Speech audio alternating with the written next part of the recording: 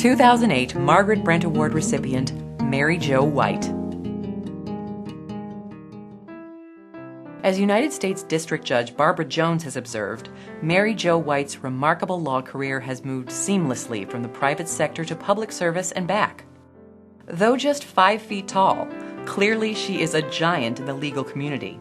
Yet she is so much more: a loving wife and devoted mother, an avid runner, a fanatical Yankees fan, and a fierce basketball player who, as one opponent put it, made you check your knees for teeth marks after playing her.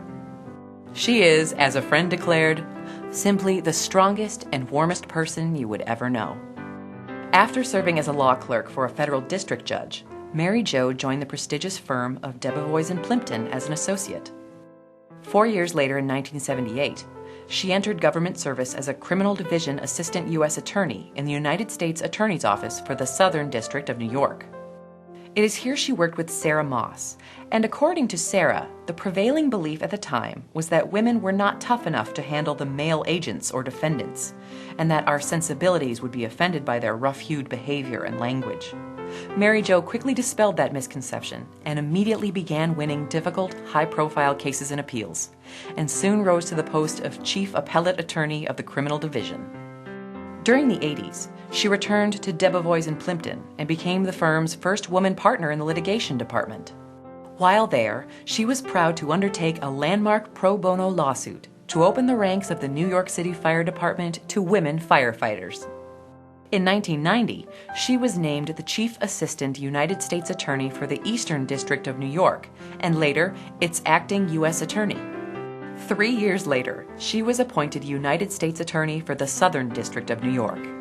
It is here that the rest of the country discovered Mary Jo White.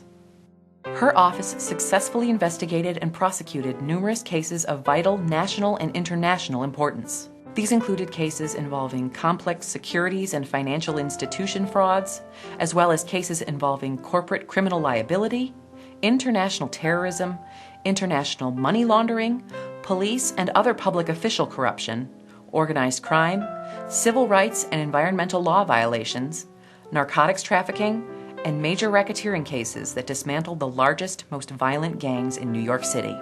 Her office also took an important role in the investigation of the 9/11 attacks.